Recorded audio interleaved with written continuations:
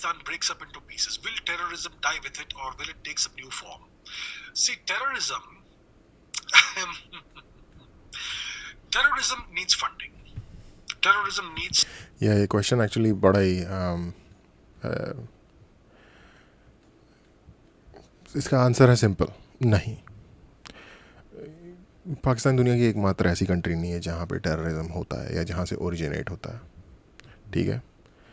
और क्योंकि वो एकमात्र सोर्स नहीं है, तो अगर आप एक सोर्स को बंद भी कर दोगे तो वो बंद नहीं होगा। It's actually very simplistic, but मैं इनकी एक्सप्लेनेशन में इंटरेस्टेड हूँ। A certain support. It also needs fertile ground ideologically, culturally, etc. So it is to end terrorism, you have to first of all end funding for terrorism, and you also have to end the terrorists, the people who have indulged in terrorism in the past. You have to neutralize them, eliminate them in whichever form you want to.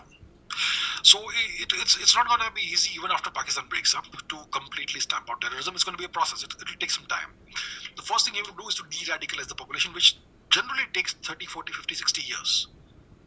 How did Pakistan get radicalized and become a terrorist nation? Started in the 1980s with the reforms in the education system implemented by Ziaul Haq, the military dictator of Pakistan, who hanged Zulfikar Ali Bhutto. That guy reformed his education system and completely radicalized his people as a result.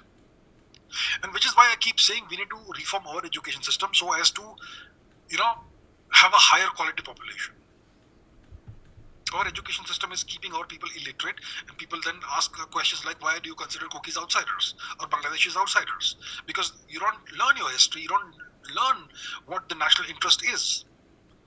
So coming back to Pakistan, if Pakistan breaks into pieces, it's going to be a long process of ending terrorism. Because look, the nation may break into 4 pieces, but the population is still the same. So it's going to be a long road ahead. It's going to be a long road ahead. It's just simply breaking Pakistan into pieces is not going to be the end of the story. We're going to have to identify all the terrorists. You can't allow them to reintegrate into the population and claim to be nice people. The people who have been doing all those things that are unspeakable. इसका actually एक example भी है। पाकिस्तान ने उनके वहाँ जो एक organisation है जो ओरिजिनली अफ़गान तालिबान था, उसका ऑफशूट बन के निकली, जिसको कहते हैं TTP, तहरीक तालिबान पाकिस्तान जिसका नाम है, वो उन लोगों को उन्होंने रीइंटीग्रेट करने की कोशिश की थी सोसाइटी में। रीइंटीग्रेट तो सही उनका प्रोसेस नहीं था, क्योंकि विदाउट मेंटली, जो कि पाकिस्तान की सोसाइटी में पॉसिबल ही नहीं है किसी को प्रॉपरली डी रेडिकलाइज करना, क्योंकि उसके लिए आपको थोड़ा सा जो रिलीजियस टॉपिक्स हैं उनको छेड़ना पड़ेगा, उनको लाइटन अप करना पड़ेगा, उनको बताना पड़ेगा कि भाई बहुत सारी बातें मेटाफोरिकली कही गई हैं, ये लिटरल चीज़ें नहीं हैं। अगर आप और जब आप ये सारी चीज़ें में जाना शुरू करोगे तो बेसिकली जो हार्ड लाइन सोसाइटी है उनकी तरफ से फतवे आएंगे, आपकी खुद की जान के ऊपर लाले पड़ जाएंगे। और अगर कोई जो भी पावरफुल लोग हैं वहाँ पे, वो भी इस काम में घुसने से डरते हैं, और जब तक आप ये काम नहीं करोगे डी रेडिकलाइजेशन होगा नहीं उन लोगों का। तो उन्होंने बेसिकली क्या किया, जस्ट उनको वापस सोसाइटी में आके रहने दिया without properly deradicalising them. Education के मामले में, प्रोपेगेंडा या जो भी उनके दिमाग में था उन चीज़ों के मामले में। और हुआ क्या कि वो लोग आ गए सोसाइटी में, और आके उन्होंने जो थोड़ी बहुत सोसाइटी में डिस्टर्बेंस का लेवल लो था उसको और हाई ले गए। तो ये एक्चुअल एग्जाम्पल एग्जिस्ट करता है इसका। एक और भी इम्पोर्टेंट बात ये है जो इन्होंने बोली, उसको भी थोड़ा सा करते हैं एग्जामिन, कि जो अगर मान लो 4 उसमें वो टूट जाता है, इसका मतलब क्या है, बेसिकली केओस इंस्यू हो रहा है, ठीक है। क्योंकि अगर तो ऐसा होता है कि मान लो बलूचिस्तान एक कंट्री बन जाती है जो कि एक प्रॉपर कंट्री होगी, प्रॉपरली ऑपरेटेड होगी हर तरीके से, ठीक है। जो उनका KPK है उसको अफ़गानिस्तान अपने अंदर सब मर्ज करके उनको मैनेज कर लेता है बढ़िया से। जो उनका पंजाब है वो एक अलग ही पूरा बढ़िया सा कंट्री बन जाता है जो कि अपने सब कुछ मैनेज कर सकता है। सिंध के बारे में भी सेम। ये होने के चांसेस क्लोज टू 0% है। जब कोई नेशन टूटता है ना तो केओस ज़्यादा इजीली आता है, मुकाबले ये कि उसके डिफरेंट पार्ट्स एक सेल्फ स्ट्रक्चर्ड तरीके से प्रॉपरली एक नई फॉर्म में आ जाएं। इसका एग्जांपल आपको इराक में दिख जाएगा, सीरिया में दिख जाएगा, सूडान, साउथ सूडान के बीच में क्या हुआ था उसके आज तक रिपल इफेक्ट्स हो रहे हैं, अभी भी सूडान में वॉर चल रही है, दिख जाएगा। साउथ सूडान की हालत भी बहुत ख़राब है। तो होगा क्या, बेसिकली वो पूरा एरिया एक केओस में चला जाएगा, जिसकी और केओस में जो इस तरीके के एक्टर्स होते हैं ये बहुत ज़्यादा फ्लरिश करते हैं, क्योंकि कानून व्यवस्था कमज़ोर है तो इनको खुला खेल करने की छूट मिल जाती है। तो अगर पाकिस्तान टूटता है 4 टुकड़ों में तो इंडिया के लिए और ज़्यादा अपने बॉर्डर को सिक्योर करना और हर तरीके से एंटी टेरर जितने भी प्रिकॉशंस लिए जा सकते हैं, प्रोटोकॉल अपनाए जा सकते हैं, वो करना 10 गुना ज़्यादा इम्पॉर्टेंट हो जाएगा। उसका रीज़न ये है कि फिर उन लोगों को रोकने वाली कोई अथॉरिटी नहीं रहेगी उनके एरिया से बाहर जाके हरकतें करने के लिए। अभी भी नहीं है, इस वक्त केओस मैनेज्ड है, सिर्फ इतना फ़र्क है। You can't have them reintegrate into society. You have to permanently remove them from society. It's going to be a long process. But the first step is the disintegration of Pakistan. इन्होंने first step को आगे detail में नहीं समझाया कि first step के बाद कि आपको और भी कुछ चीज़ें करनी पड़ेंगी, उस चीज़ को मैनेज करने के लिए कैसे करोगे, डिसइंटीग्रेशन के बाद कैसे जो वहाँ पे केओस आएगा उसको कैसे मैनेज करोगे। तो इंटरेस्टिंग होगा ये समझना कि भाई उसके लिए क्या प्लान है इंडिया के पास और दुनिया के पास और बाकी रीजन के जो नेशंस हैं। क्योंकि अगर आप दूसरा एग्जांपल्स देखो, जैसे सीरिया डिसइंटीग्रेट हो गया है ऑलमोस्ट पूरी तरीके से, किसी भी देश के अगर सारे हिस्सों में एक ही गवर्नमेंट का राज नहीं है ना, तो एट सम लेवल वो देश डिसइंटीग्रेटेड ही है। इराक भी जब वो टूटे, ठीक है, फॉर एग्जांपल इराक जब डिसइंटीग्रेट होना शुरू हुआ अमेरिकन वॉर के बाद 2003, 4, 5 में, तो अब 2025 में जाके सम सेंस ऑफ नेशन दिखता है। उसमें भी जो उनका कुर्द एरिया है वो सेल्फ गवर्निंग है, अपने हिसाब से अपनी चीज़ें करता है वो। सीरिया में वॉर मुझे याद है 2009-10 में शुरू हुई थी, 9-10-11 के आसपास। आज 15 साल 16 साल हो गए हैं, कुछ भी अभी तक तो नहीं स्टेबिलिटी आ रही है। अभी HTS की गवर्नमेंट आई थी थोड़े दिन पहले, बट अब वो सुना है कि उसका भी जो लीडर है वो भी भाग गया सीरिया से, कि जो रिसेंट अटैक्स हुए उन्होंने द्रूज को मारना शुरू कर दिया, उसके बाद इसराइल ने अटैक कर दिया, उसके बाद उनका लीडर भी भाग गया वहाँ से, तो हसन जोलानी जिसका नाम है। ऐसा मैंने सुनने में आया, मैं कोई कंफर्म नहीं किया है मैंने इस न्यूज़ को, बट मैं कहीं पासिंग बाय सुन रहा था। तो जिन स्टेट्स में ऐसा हुआ है, लीबिया का आप देखोगे तो लीबिया का आपको लगेगा एक साइड पे हफ्तार की पार्टी है, एक साइड पे दूसरी पार्टी है। बेसिकली बीच में से आधा एक ट्रिपली फैक्शन कहते हैं और एक आधा दूसरा, जो दूसरा अदर स्टेट है, मैं भूल गया नाम इस वक्त, उसको दूसरा फैक्शन है वो कहते हैं। तो बेसिकली ये जितनी भी कंट्रीज़ हैं जो इस तरीके के वॉर और डिसइंटीग्रेशन प्रोसेस से गुजरी हैं, अगेन जो यूरोप में क्रेज़ी लेवल का जो क्राइसिस आया था मेडिटरेनियन से जो बोट्स आती हैं, वो उसमें बहुत बड़ा एक हिस्सा लीबिया के ब्रेकडाउन का था। लीबिया ब्रेकडाउन हो गया जिसकी वजह से जो माइग्रेंट्स लीबिया वाले एरिया से क्रॉस करते थे मेडिटरेनियन, उनको रोकने के लिए कोई अथॉरिटी नहीं रह गई। कहने का मतलब शॉर्ट में एक बात ये कि जब कोई बड़ा रीजन एकदम से इस तरीके से केओस में सबमर्ज हो जाता है तो उसका साइड इफ़ेक्ट जो है या उसके सेकंड ऑर्डर इफ़ेक्ट जो है वो आसपास की कंट्रियों पे आने बिल्कुल पॉसिबल है। पाकिस्तान जैसी कंट्री जहाँ पे रेडिकल लोगों की संख्या कई करोड़ों में है, उस कंट्री का अगर इस तरीके से ब्रेकडाउन होता है, जो कि आई थिंक जो मुझे लग रहा है जो इस चीज़ को मानते हैं कि हो जाना चाहिए ब्रेकडाउन, वो इस तरीके से सोचते होंगे कि ठीक है हम अपना देख लेंगे बाद में, पहले इनका ब्रेकडाउन करो, ठीक है, उसके बाद सिचुएशन को मैनेजेबल बनाओ। मेरे बस इसमें 2 रिजर्वेशंस हैं। उसमें ये रिजर्वेशन है कि 3 एक्चुअली। पहला ये कि जो उनके न्यूक्लियर वेपन्स हैं अगर टूट जाता है वो कंट्री तो क्या होगा उनका, ठीक है। दूसरा ये कि अगर कोई ऐसी कंट्री इस तरीके से टूटती है जो जिस ह्यूमन केओस में वो जाएंगे, उसके बाद जो ह्यूमन राइट्स, या ह्यूमन राइट्स भी छोड़ो, ह्यूमन लाइफ का वहाँ पे जो क्या कांड होगा, क्या नहीं होगा। ठीक है, आप कह सकते हो ठीक है भाई दुश्मन कंट्री ये वो फलाना ढिमकाना, लेकिन कोई भी ह्यूमन कैटास्ट्रोफी ऐसे आप जस्ट कंट्री की दुश्मनी चल रही है इस बात के ऊपर डाल नहीं सकते। अभी आपको शायद ये बात बहुत ही अजीब लग रही होगी सुनने में कि क्या हो गया, वो भी तो हमारे बंदों के मरने के बारे में सोचते हैं, ये है वो है, घटिया लोग हैं।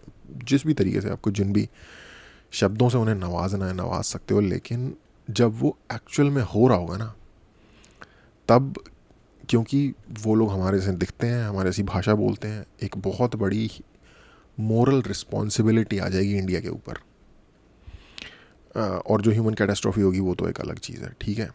दूसरी चीज़ ये, और तीसरी चीज़ जो उस केओस का फ़ायदा उठा के जो वहाँ के नेगेटिव एक्टर्स हैं, नॉन स्टेट एक्टर्स हैं, टेररिस्ट हैं, उसका फ़ायदा उठा के जो वो कांड करने शुरू करेंगे अपने अपने रिस्पेक्टिव जोन में, जैसे कि अगर वो ईरान की साइड में है तो ईरान में, या हमारी साइड में है तो इंडिया में, ये सब कैसे करेंगे। तो इसमें बस मैं अगर इनके आइडिया के हिसाब से सोचूँ, अभिजीत चावड़ा जी जैसे इन्होंने बोला कि फ़ंडिंग का इशू होता है, इन चीज़ों का इशू होता है, हाँ तो उनको फ़ंडिंग कौन देगा इंडिया में ये सारे कांड करने के लिए। तो ये सारी चीज़ें हैं, थोड़ी सी कॉम्प्लेक्स बातें हैं। हो सकता है उनकी फ़ंडिंग रुक जाए क्योंकि स्टेट ही कोलैप्स हो गई है, ये भी है। हो सकता है कि उनकी फ़ंडिंग आती रहे ऐसे लोगों के थ्रू जिनके लाइक मनी चैनल्स हैं, बिजनेसेस हैं एस्टैब्लिश्ड, और वो देखना चाहते हैं, क्योंकि बहुत बड़े बड़े अमीर लोग भी वहाँ रहते हैं जिनके पास लाइक 50-50 हज़ार एकड़, 1-1 लाख एकड़ की ज़मीनें हैं, और उनमें से बहुत से ऐसे भी लोग हैं जो एक लेट से सिविलाइजेशनल दुश्मनी पाले हुए हैं। तो इस टाइप का जब भी कोई इवेंट होता है ना, तो इसमें इतने सारे वेरिएबल्स हैं कि आप कोई तरीका नहीं है ये पता लगाने का कि इसका फाइनल रिजल्ट क्या निकल के जो आएगा वो क्या होगा, क्या फेस होगा, ठीक है। लेट्स होप कि इंडिया, और अगेन ये भी आप सोचो कि इंडिया के पास एज ए कंट्री जो इस लेवल की हमारी सिविलाइजेशन कह रहा हूँ, जिस लेवल की हमारी पॉपुलेशन है, क्या इनफ एक्स्ट्रा रिसोर्सेज हैं इतने बड़े ट्रेवेस्टी या इतने बड़े लेट्स से कोलैप्स को हैंडल करने के लिए, या जो उसके ऊपर फिर रिसोर्सेज लगने शुरू होंगे, कैसे आप रेफ्यूजी, क्योंकि जब स्टेट टूटेगी रेफ्यूजी आएंगे लाइक लाखों की संख्या में, उनको कैसे रोकोगे आप। अगर उधर से रैंडम लोगों के हमले होने शुरू हो जाते हैं तो उनको कैसे मैनेज करोगे, उसमें जो हमारे डिफेंस फोर्सेस के लोगों की अगर जान जाती है तो उसका ज़िम्मा किस पे आएगा। बड़ी सारी बहुत ये इस जैसा कि मैं कह रहा हूँ, इस तरीके के जो इवेंट होते हैं ये इतने सिंगुलर नहीं होते। ये अरे हम दिल्ली पे लहरा देंगे, लाल किले पे सबसे हिला ली परचम, जो ये बातें उस साइड से कहता है उसको सुन के आपको क्या लगता है? आपको लगता है ना कि यार ये रिक्शे वाले डायलॉग मार रहा है, मतलब सड़क पे चले हुए रिक्शे वाला भी है ना, वो भी पोस्टर में देख के ये चीज़ बोल देगा, लिखा हुआ है पोस्टर में। 0% दिमाग लगता है इस तरीके की बात करने में, ठीक है। तो अगेन मैं एक एग्जांपल दे देता हूँ। अफ़गानिस्तान से हमारा डायरेक्ट बॉर्डर टच नहीं है, होना चाहिए लीगली टेक्निकली हमारा डायरेक्ट बॉर्डर है उनके वाखान कॉरिडोर से, लेकिन डी फैक्टो टच नहीं है। डी फैक्टो बीच में गिलगित बाल्टिस्तान का जो एरिया है उसके ऊपर कंट्रोल है पाकिस्तान का। फिर भी जब वहाँ पे तालिबान आ गए थे ना, तो उसका नेगेटिव इम्पैक्ट इंडिया पे बहुत बड़ा था। 95 वाले तालिबान की बात कर रहा हूँ। नजीबुल्ला जो उनका प्रेसिडेंट था, जो कि इंडिया का फ्रेंडली लीडर था, उसको उन्होंने टांग दिया था लिटरली बीच चौराहे के ऊपर, क्रेन से फांसी लगा के। तो इस तरीके के जो इवेंट होते हैं, इवन दो अगर आपका डायरेक्ट कनेक्शन नहीं भी है, उसके भी आपको not even second order, third order effect face करने पड़ते हैं। इंडियन एयरलाइन की हाईजैक हो गई थी फ्लाइट, तो ऐसा नहीं है कि जैसा कि अभी जी चाड़ा जी ने कहा कि अगर स्टेट कोलैप्स हो जाएगा तो जो लोग हैं जो ऐसा चाहते हैं वो भी गायब हो जाएंगे। उनकी जो हीटेड इंटेंस दुश्मनी और नफरत है वो कम थोड़ी होगी स्टेट कोलैप्स हो जाने से, वो तो बढ़ जाएगी। और समझ रहे हो? तो इंडिया की सेफ्टी के लिए ऐसा नहीं होगा कि सडनली बिल्कुल सब कुछ ठीक हो जाएगा। अगर मान लो वो स्टेट कोलैप्स हो जाता है, उसके बाद उसकी रिकवरी होते होते होते होते और मैं पाकिस्तान की रिकवरी की बात नहीं कर रहा, मैं ओवरऑल सिचुएशन की रिकवरी की बात कर रहा हूँ। 20 साल शायद लग जाए, और उस 20 साल में जो इंडिया के ऊपर उसका इफ़ेक्ट आएगा वो काफ़ी सीरियस होगा। लेट्स से काफ़ी सीरियस होगा। बांग्लादेश भी पाकिस्तान ही था, ठीक है, ईस्ट पाकिस्तान बांग्लादेश बनने से पहले। उनके वहाँ जब केओस हुआ तो इंडिया में कहा जाता है कि आज के टाइम पे 1,40,00,000 के आसपास बांग्लादेशी हैं, और इसमें से मेजॉरिटी लाइक 1 करोड़ के आसपास उसी वक्त के आए हुए हैं, 71 से पहले के। तो जब ईस्ट पाकिस्तान में क्राइसिस हुआ और उनके रेफ्यूजीज पोर इन कर सकते हैं इंडिया में, तो आपको क्या लगता है कि वेस्ट पाकिस्तान में अगर इस लेवल का पूरा स्टेट ही कोलैप्स हो जाए, अगर ऐसे लेवल का क्राइसिस आएगा, कहाँ जाएंगे वो लोग? एक तरफ समुंदर है, समुंदर में जाएंगे नहीं, अफगानिस्तान में उन्हें कुछ मिलेगा नहीं, ईरान में ना उनकी भाषा बोलते ना कुछ, ऊपर से वो शिया है, उधर जाएंगे नहीं। इंडिया रह गया, सबसे बड़ा बॉर्डर इंडिया के साथ लगता है, सबसे बड़ी पॉपुलेशन चंक उनका नेक्स्ट टू इंडिया के बॉर्डर रहता है। तो आई वुड से कि हमें जब भी कोई बहुत बड़ा या कोई भी कदम उठाओ तो उसके सारे इफ़ेक्ट्स को सोचो, और अगर कोई ऐसी पॉसिबिलिटी लग रही है कि वो स्टेट कोलैप्स होने वाला है, तो आई थिंक सबसे बड़ा कदम तो हमारी देश, जनता, सरकार, डिसीजन मेकर्स का ये होना चाहिए कि भाई ऐसे सिनेरियो में अगर ऐसा होता है तो हम उसे कैसे हैंडल करेंगे। इस चीज़ के लिए सारे प्रोटोकॉल्स, सारे सिस्टम्स, सारा प्रोसीजर ऑलरेडी पहले से डिसाइडेड होना चाहिए, लेड डाउन होना चाहिए। और अगर ऐसा प्रोसीजर शुरू हो जाता है तो फिर उसको जल्दी से जनता तक प्रेषित करना, पब्लिश करना, इसका एक कोई चैनल या सिस्टम होना चाहिए। तो ये एक बात है। एक और चीज़ को डिस्कस करते हैं यहाँ पे कि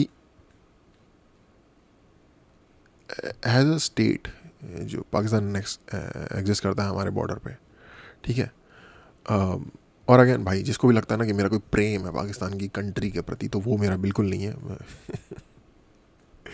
पहले मुझे लगता था कि चलो ठीक है यार, कंट्री है, क्या हो गया, इतनी नफरत वफरत क्या करना। लेकिन अगर कोई एंटिटी, एक कंट्री पूरे के पूरे रिसोर्सेज ही अपनी बेटरमेंट से भी ज़्यादा आपके नुकसान पे लगाए हुए हैं ना, आपके एग्जिस्टेंस से ख़त्म हो जाओ इस चीज़ पे लगाए हुए हैं, तो वो आपकी एग्जिस्टेंशियल दुश्मन है। तो आपको उसे ख़त्म तो करना ही होगा। लेकिन अगर आप एक स्मार्ट नेशन हो या एंटिटी हो, तो आप उसको ख़त्म करने के चक्कर में खुद को नहीं ख़त्म करोगे। आप एक प्लान ले करोगे जिसमें कि एक एग्जिट सिनेरियोज हो, ठीक है, जैसे हाईवे के ऊपर एग्जिट होता है ना, अगर आपको हाईवे पर नहीं चलना आप, तो आप एग्जिट ले सकते हो, प्लान बी, इस तरीके की चीज़ें हो। तो ये है, मतलब जो मेरी पहले वाली बात है उसका एक लेट्स से कंप्लीशन। दूसरी बात ये कि पाकिस्तान का ऐसे नेशन हमारे देश के लिए क्या सबसे बेस्ट चीज़ होगी, तो उसमें मैं ये कहूँगा कि एज ए नेशन इंडिया के लिए बेस्ट चीज़ ये हो सकती है, पाकिस्तान टूटने से भी बेस्ट चीज़ जो कि इन्होंने कही कि उनकी पॉपुलेशन डी रेडिकलाइज हो जाए। आप कहोगे टूटने से ही बेस्ट चीज़ ये कैसे होती है, टूट ही जाएगा तब तो भाई फिर हमारा कोई रहेगा ही नहीं दुश्मन जैसा कि इन्होंने कहा रहेगा, लोग वहीं होंगे। और जब वो टूट जाएगा ना तो डी रेडिकलाइज होने के चांसेस बढ़ेंगे नहीं, आई मीन कम नहीं होंगे, बढ़ जाएंगे। फॉर एग्जांपल सीरिया टूट गया, इराक टूट गया, क्या वहाँ के लोग डी रेडिकलाइज ज़्यादा हुए या कम हुए? सद्दाम के टाइम पे या फिर जब बशर असद के बाप की गवर्नमेंट थी, तो जो सीरिया की पॉपुलेशन थी वो ज़्यादा रेडिकलाइज थी या अब ज़्यादा रेडिकलाइज है, सॉरी। तो केओस में होता ये है, लोग अपने पोजीशंस पे और ज़्यादा स्ट्रांग हो जाते हैं, तो रेडिकलाइजेशन बढ़ जाता है। तो रेडिकलाइजेशन बढ़ जाएगी अगर कोलैप्स हो जाती है उनकी कंट्री। ये मेरा ओपिनियन है बाय द वे, और जो मैं क्यों सोचता हूँ वो मैंने आपको एग्जांपल देके बता दिया कि ये मेरा ओपिनियन क्यों है। हमारे बेस्ट इंटरेस्ट में ये है कि वो कंट्री डी रेडिकलाइज हो जाए। अब आप बोलोगे डी रेडिकलाइजेशन की डेफिनेशन क्या है जब हम यहाँ बात कर रहे हैं, क्या वो नॉन मुस्लिम बन जाए? नहीं, ये नहीं है। एक्चुअली में अगर आप रियली सोच के देखो तो इंडिया और पाकिस्तान की दुश्मनी, वो लोग कहते हैं हम मुस्लिम हैं, इंडियन हमसे हेट करते हैं बिकॉज हम मुस्लिम हैं। भाई हेट करते हैं, अबे तुमसे ज़्यादा मुस्लिम तो इंडिया में रह रहे हैं और वो ठीक ठाक रह रहे हैं। हर तरीके की फील्ड में एक्सेल कर रहे हैं, तुमसे बेहतर कर रहे हैं, तुमसे बेहतर एक्टर हैं, तुमसे बेहतर कारीगर हैं, तुमसे बेहतर हर चीज़ में साइंटिस्ट हैं, प्रोफेसर्स हैं, हर चीज़ में तुमसे बेहतर मुस्लिम्स इंडिया ने प्रोड्यूस किए हैं। तो काहे का घंटे का फिर तुमने मतलब मुस्लिम्स के उसके लिए कर रहे हो तुम? तो वो तो एब्सोल्यूट बकवास बात है। बंदे को अपनी रेज़ों दी यात्र देनी होती है, और वो रेज़ों दी यात्र वो कोशिश करता है कि एक एथिकल चीज़ हो, तो वो मतलब अपना फेक एथिकल रीज़न बना रहा है रेज़ों दी यात्र का। रेज़ों दी यात्र रीज़न ऑफ बीइंग, फ्रेंच वो है कि आपके होने की वजह। तो वो तो फेक चीज़ है। दुनिया की सबसे बड़ी मुस्लिम कंट्री इंडोनेशिया है, और उसके साथ इंडिया बहुत very India get along with Indonesia very well, it gets along with them very well, ठीक है। बहुत अच्छे रिलेशन है हमारे इंडोनेशिया के साथ। और इंडोनेशिया हमारा नेबर है, जिसको नहीं पता मैं बता देता हूँ। इंडोनेशिया हमारा मैरी टाइम नेबर है, हमारा फिजिकल बॉर्डर लगता है इंडोनेशिया के साथ ओशन में। इंडियन वाटर्स और इंडोनेशियन वाटर्स एक दूसरे के साथ टच करते हैं, तो उनके साथ तो हमारी कोई दिक्कत नहीं है, नेबर वाली भी प्रॉब्लम नहीं है, ठीक है। तो एक्चुअल प्रॉब्लम है उनके अंदर एक, आई डोंट नो, इसके ऊपर आई थिंक काफ़ी लोगों ने पहले भी अपनी अपनी एनालिसिस दिया हुआ है। एक सम सॉर्ट ऑफ सुपीरियोरिटी साबित करने का ना, एक उनके ऊपर उन्होंने ऑब्लिगेशन लिया हुआ कि हम सुपीरियर हैं, हम मुग़लों के डिसेंडेंट हैं जिन्होंने तुम्हारे ऊपर राज किया था, तो हम बेसिकली तुम्हारे रूलर हैं। ये माइंडसेट वहाँ के रिक्शे वाले के माइंड के अंदर भी उन्होंने डाला हुआ है। तो इसलिए रिक्शे वाला भी वहाँ पे सोचता है कि बादशाह जहांगीर तो मेरे ही परदादा थे या समथिंग लाइक दैट। अबे तू रिक्शा चला रहा है बे भोसड़ी के, देख अपने आप को। तो अब ये वाला जो दिमाग का कीड़ा है, ये है मेन प्रॉब्लम उनके वहाँ पे। तभी उन्होंने, जैसे बहुत लोग कहते हैं ना कि अरे ये तो पाकिस्तान के नाम तो इसलिए रखा हो गया कि पी से पंजाब और वट एवर एस से सिंध और समथिंग समथिंग, ऐसा नहीं है। पाकिस्तान का लिटरल मीनिंग होता है लैंड ऑफ प्योर, ठीक है। लैंड ऑफ प्योर वो रखेगा अपनी जगह का नाम, पाकिस्तान हमारी जगह लैंड है, प्योर है। यानी कि आप प्योर तभी होगे ना जब बाकी इम्प्योर होंगे। बाकी की इम्प्योरिटी, किसी की सफाई इसी एंगल से प्रूव होती है ना कि वो सामने वाला कितना गंदा है, ठीक है। मान लो मैं अगर पानी से नहा के आया हूँ, सामने वाला नहाया ही नहीं है, लेकिन कोई और तीसरा बंदा आता है, वो भाई जिसे कहते हैं क्लियर पानी से, जो झरने का पानी होता है, ग्लेशियर के पानी से क्लीन, उससे नहा के आया है, बेस्ट किस्म का natural like some kind of soap use करके आया है, उसकी बॉडी खुशबू से महक रही है, तो वो मुझसे भी ज़्यादा क्लीन हुआ। तो हर चीज़ किसी और के प्रोपोर्शन में होती है। इसीलिए अगर आप किसी को कह रहे हो this is the land of pure, तो इसका मतलब आप ऑटोमेटिकली बाकी के लैंड को इम्प्योर बोल रहे हो। और ये लैंड ऑफ प्योर नाम कहाँ से आया? इसी इनसिक्योरिटी से कि हमको अपने आप को प्योर दिखाना है। हमने हमने अपने आप को, काहे का प्योर बे? दुनिया की ऐसी कौन सी बुराई होती है जो तुम्हारी लैंड में नहीं होती? एक बुराई का नाम बताओ जो तुम्हारे यहाँ नहीं होती, तो फिर काहे का प्योर? कौन सा तुम्हारे लोगों ने क्राइम नहीं किया हुआ दुनिया का? कुछ नहीं है ऐसा, बस लैंड ऑफ प्योर, ऐसे ही बस हम हैं लैंड ऑफ प्योर।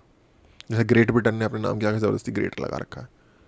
चलो उनका एक सेंसर हो जाता है, उन्होंने भाई पूरी दुनिया के ऊपर एक एम्पायर बनाया था, तो ठीक है चलो ग्रेट ब्रिटेन, ऐसे ग्रेट था नहीं वो, लेकिन लेट्स से।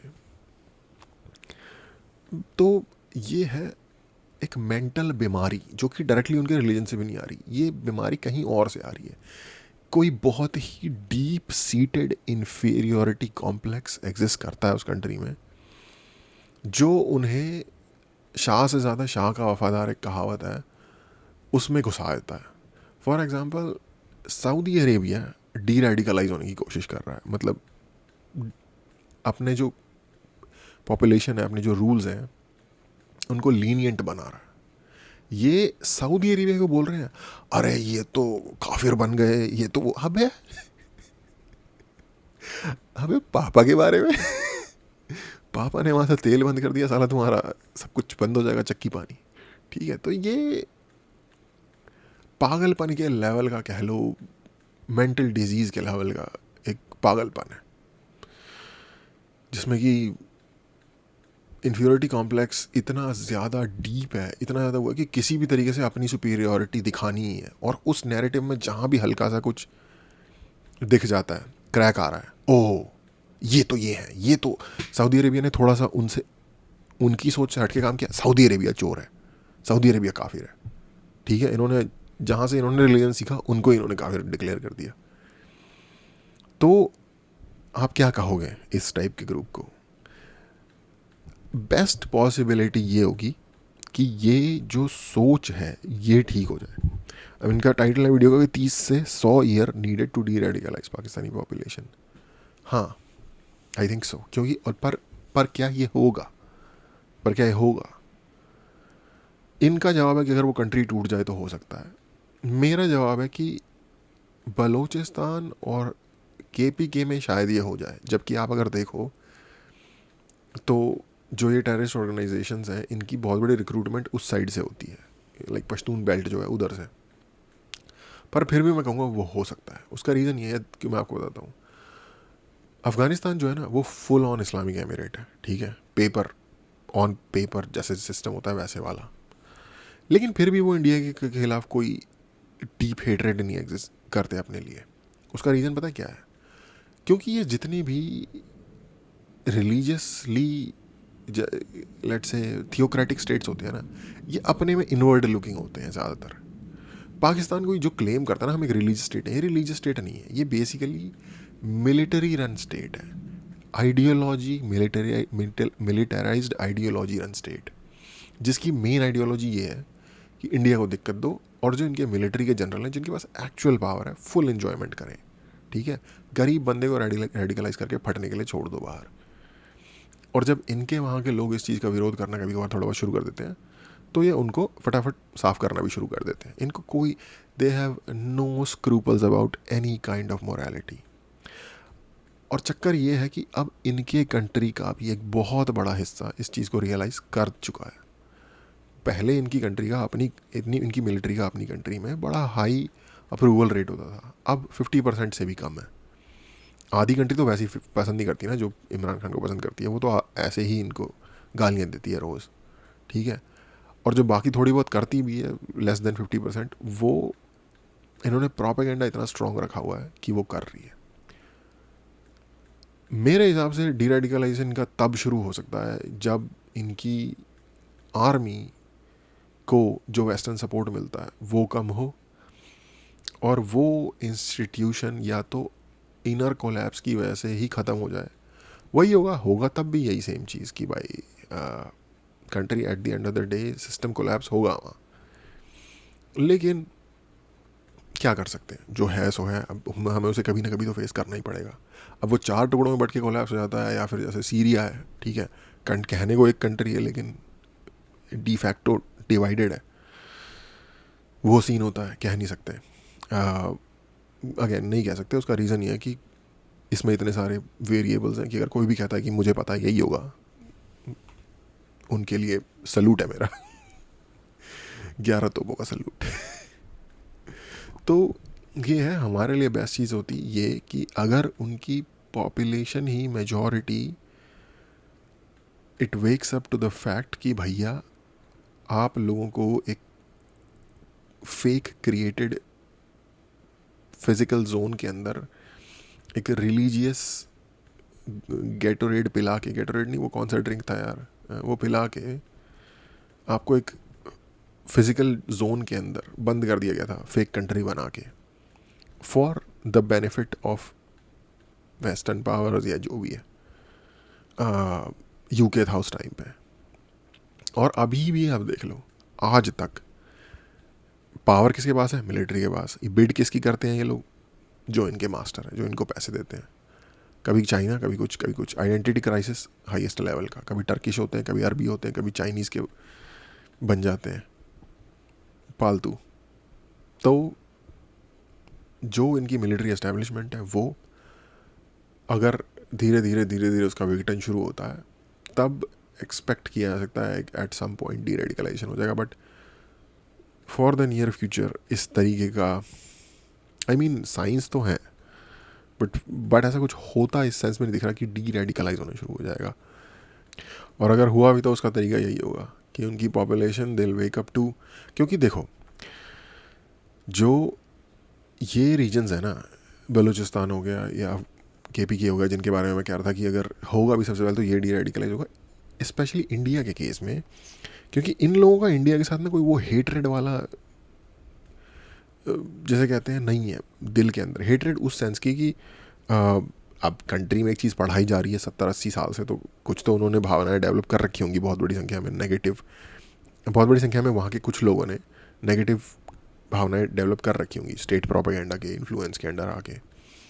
बट क्योंकि उनका कोई डायरेक्ट उस तरीके का वैसा वाला जो नहीं होता ब्रदरली जब दुश्मनी होती है, केन और एबल के एग्जांपल में, कि भाई भाई को मारने के लिए सबसे ज़्यादा आतुर होता है, सबसे ज़्यादा विश रखता है इस चीज़ की, तो उस लेवल की उन लोगों के साथ कोई डायरेक्ट वो नहीं है। क्यों वो वाला हिस्सा पहले डीरेडिकलाइज होगा, अगर होता भी है, जो बलूचिस्तान का है या KPK का है, क्योंकि उनके साथ अब देखो जैसे पंजाब है, पंजाब की एक अंडरस्टैंडिंग है बाकी का जो पंजाब का रीजन है और नॉर्थ इंडिया का रीजन है उसके साथ, एक पर्सनल लेवल की अंडरस्टैंडिंग है, एक सम लेवल कनेक्शन है, लैंग्वेज का, ये वो सोच का, उसी तरीके का एटीट्यूड, इन सब चीज़ों का एक सम लेवल ऑफ कनेक्शन है। तो इसलिए एक हेटरेड जलन भी है जो कि सिबलिंग राइवलरी की एक लेट्स से डिस्टॉर्टेड फॉर्म है।